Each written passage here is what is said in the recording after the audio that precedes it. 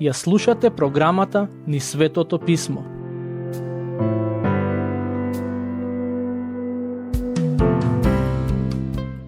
Драги слушатели, денес ќе ја завршиме со обработка глава 21 од книгата Дела и ќе обработиме глава 22. Сакам само да ве потсетам на контекстот во кој се наоѓаме. Иако знаеше дека ќе биде уапсен, апостолот Павле пристигна во градот Ерусалим, каде имаше прилика да се сретне со водачите на црквата од тој град. При крајот на секој мисиско патување, тој секогаш се враќаше во црквата во Антиохија. Тоа е црквата која го испрати во мисија. Но, овој пат отиде во Ерусалим, затоа што со себе носеше и дарови за таа црква, кои беа собрани од црквите со нееврејско потекло. Кога тамошните старешини го добија извештајот на апостолот Павле, тие многу се израдуваа, бидејќи како резултат на неговата служба многумина поверуваа. Но, тамошните старешини го советуваа Павле јавно да го испочитува Мојсеевиот закон додека е во Ерусалим, со цел јудејците да не кренат бунт против него. Стихови 26 до 29. Тогаш Павле ги зеде тие луѓе и откако се очисти со нив, на вториот ден влезе во храмот и го објави денот во кој се навршуваа деновите на очистувањето и во кој ќе се принесе жртва за секого од нив. А кога требаше да се свршат 7 дена, азиските јудејци, штом го видоа во храмот, го побунија целиот народ и ставија раце на него, викајки: Луѓе израелци, помогнете! Овој човек насекаде учи против народот, против законот, против ова место, а освен тоа, уште и елини воведе во храмот да го оскверни ова свето место. Бидејќи пред тоа во градот го беа виделе со ефесијанецот Трофим и мислеа дека Павле го вовел во храмот. Да ви објаснам што се случи. Павле, како и секој друг јудеец, израснат во традицијата на јудеизмот, при посетата на градот Ерусалим влезе во храмот. Истовремено ефесијанецот Трофим, за кој се предпоставува дека бил христијанин од Ефес и човек кој поверувал поради службата на Павле, исто така влезе во храмот. Јудејците мислеа дека Павле го внесе Трофим во храмот, а тие тоа го сметаа за сквернавење на тоа свето место. Во суштина, тие помислија дека Павле се противи на нивните обичаи и дека е дојден да покаже непочит кон истите. Забележете што се случи потоа. Стихови 30 и 31. Целиот град се раздвижи и народот се насобра и кога го фатија Павле, го извлекоа надвор од храмот и веднаш вратата беше затворена. И кога сакаа да го убијат, пристигна вест до заповедникот на четата дека цел Ерусалим се побунил. Верувам забележувате колку јудејците беа гневни на Павле. Зошто? Бидејќи тој поучуваше дека спасението не се добива преку пазењето на Мојсеевиот закон. Пораката на Евангелието се косеше со нивното разбирање на Мојсеевиот закон. Иако и самиот Павле го почитуваше законот, сепак на толпата не и се допаѓаше неговата порака. Стихови 31 и 32. А тој веднаш зеде војници и офицери и се спушти кон нив. Тие, кога ги видоа заповедникот и војниците, престанаа да го тепаат Павле. Со други зборови, ако овој човек не интервенираше, Павле ќе беше убиен на лице место. Стих 33. Тогаш заповедникот се приближи, го фати и заповеда да го врзат со двојни ланци, па праша, кој е тој и што направил? Овој човек не ни знаеше кој е апостолот Павле, ниту пак знаеше што направил за да предизвика таква реакција. Стих 34. Од народот едни викаа едно, други друго, а тој не можејќи да ја дознае вистината поради силната врева, заповеда да го одведат во тврдината. Заповедникот на војската не можеше да свати зошто јудејците се побунија против Павле. Да ве потсетам дека тој беше римјанин и можеби не беше доволно заинтересиран или упатен во Мојсеевиот закон и верските прашања на јудејците. Стихови 35 до 37. А кога стигнаа до скалите, војниците требаше да го носат поради насилието од народот, бидејќи многу народ ги следеше и викаше: "Погуби го!" Кога сакаа да го воведат во тврдината, Павле му рече на заповедникот: "Можам ли да ти кажам нешто?" А тој рече: "Зарем знаеш грчки?" Павле намерно зборуваше грчки пред човекот за да го придобие неговото внимание. Всушност, според оригиналните записи на Новиот Завет, знаеме дека апостолот Павле бил доста вешт во користењето на старогрчкиот јазик. Стихови 38 до 40. Нели си ти оној египтјанин кој пред неколку дни крена бунт и одведе во пустина 4000 мажи разбойници? А Павле одговори: "Јас сум јудеец од Тарс, граѓанин на тој мощне познат град. Те молам, дозволи да му проговорам на народот." А кога заповедникот го допушти тоа, Павле застана на стапалата, му мавна со рака на народот и откако настана длабока тишина, почна да зборува на еврејски, велејки го следново. Апостолот Павле пред себе имаше голема толпа на луѓе кои беа гневни и лути на него. Некои од нив дури сакаа и да го убијат, но тој на оваа ситуација гледаше како на прилика да им се обрати, да им го сподели Евангелието и да разјасни која е пораката која тој ја проповеда. Како и во секоја друга околност, така и тука, главниот приоритет на апостолот Павле беше споделувањето на радосната вест за спасение. Тој на заповедникот му се обрати на грчки, се со цел да го привлече неговото внимание, а сега пред толпата се обрати на еврејски јазик, повторно за да го привлече нивното внимание. Сега доаѓаме до глава 22, која започнува со говорот на Павле пред толпата, стихови 1 и 2. "Мажи, браќа и татковци, послушајте ја сега мојата одбрана пред вас." А кога слушнаа дека им зборува на еврејски јазик, уште повеќе замолкнаа.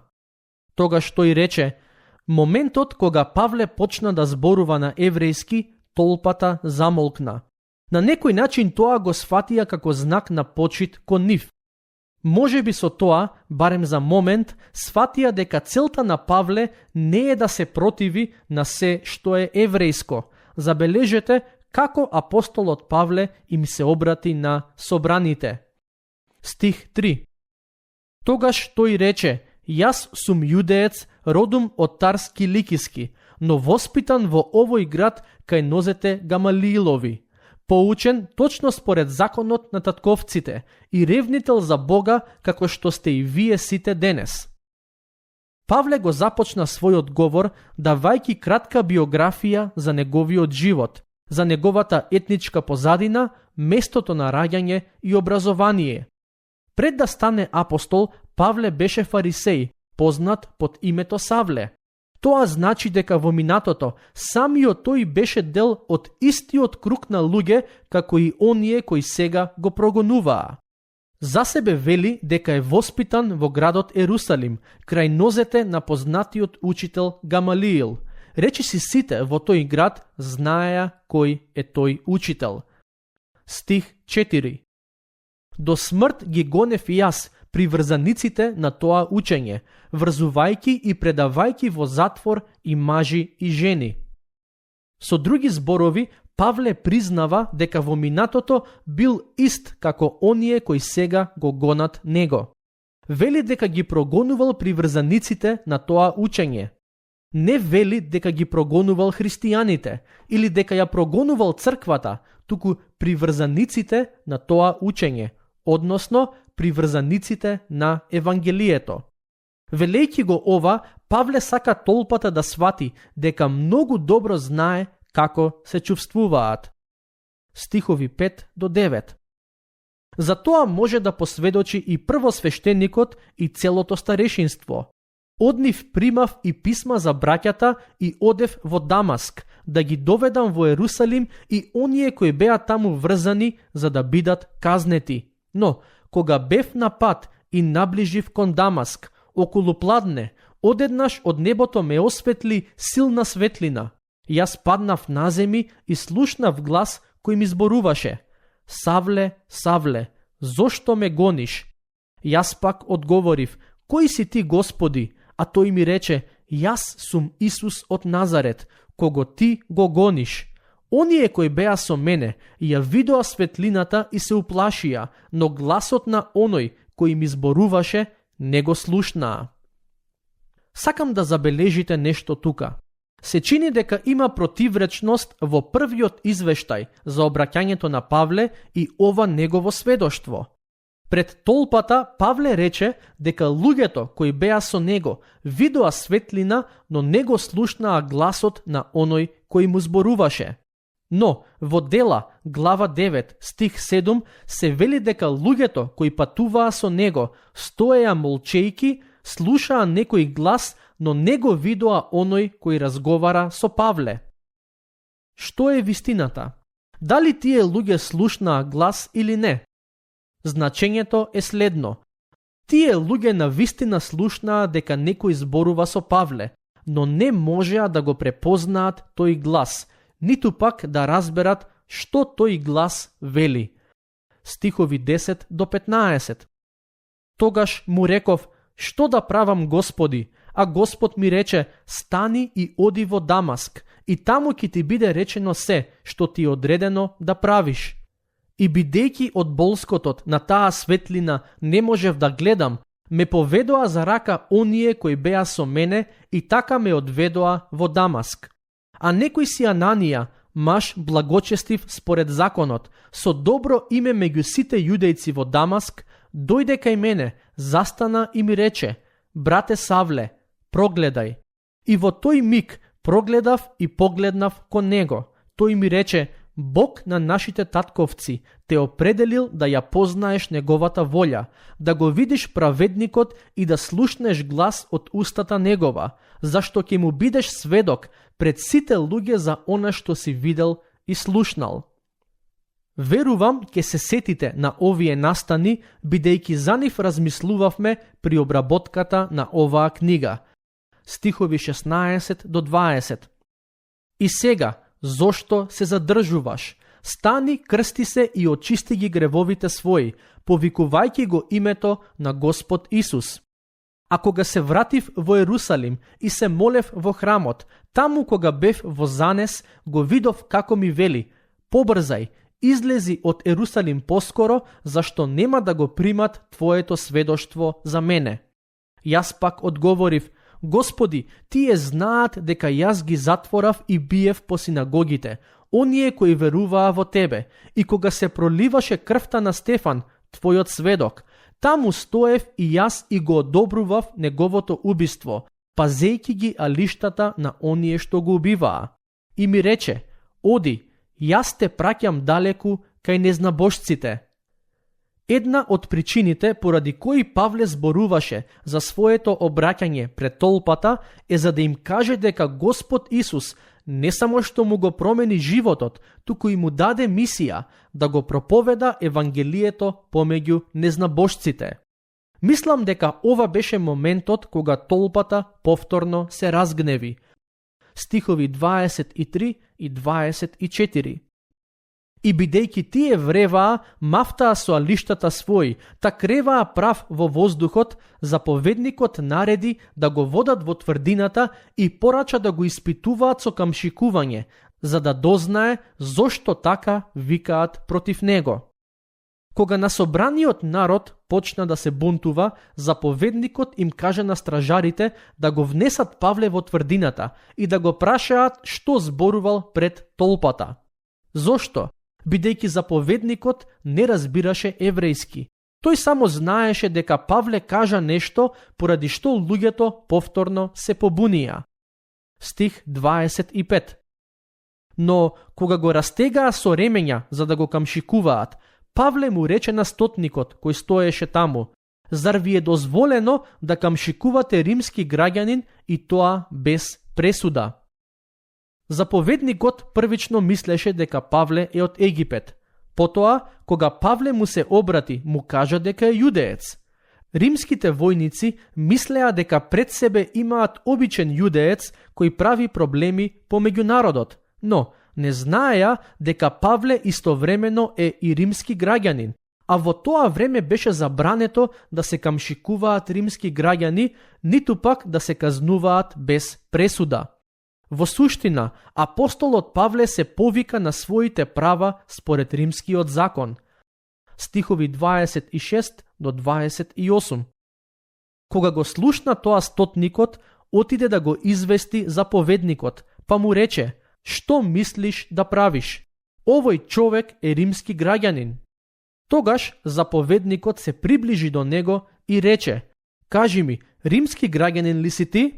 Тој одговори: да. А заповедникот рече: тоа граѓанско право јас сум го стекнал за многу големи пари.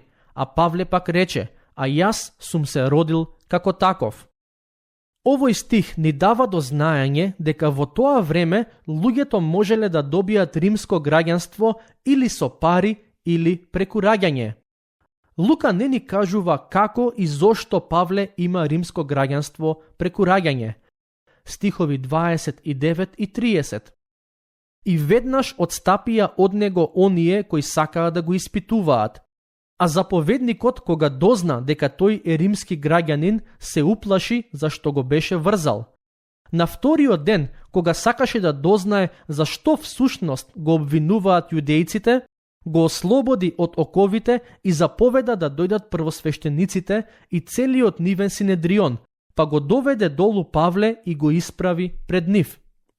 Ова значи дека апостолот Павле имаше прилика да добие сослушување пред првосвештениците и синедрионот.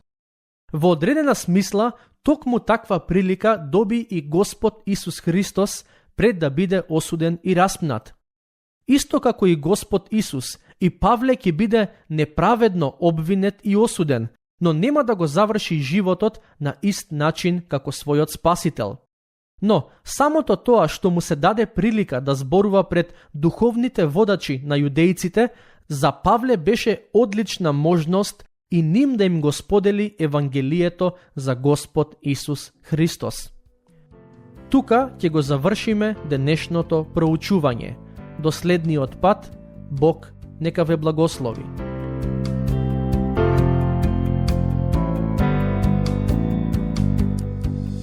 Слушнавте епизода од програмата Низ Светото Писмо. Можете да не слушате и преку мобилна апликација на нашиот YouTube канал и на подкаст платформите како што се Apple и Spotify. Ако ви се допаѓаат нашите епизоди, споделете ги и препорачајте ги на вашите пријатели. Бидете слободни да ни оставите свој коментар или да ни пишете на нашата имейл адреса nizsvetotopисmo@gmail.com. Следете ги нашите страни Низ Светото Писмо на Facebook и Instagram.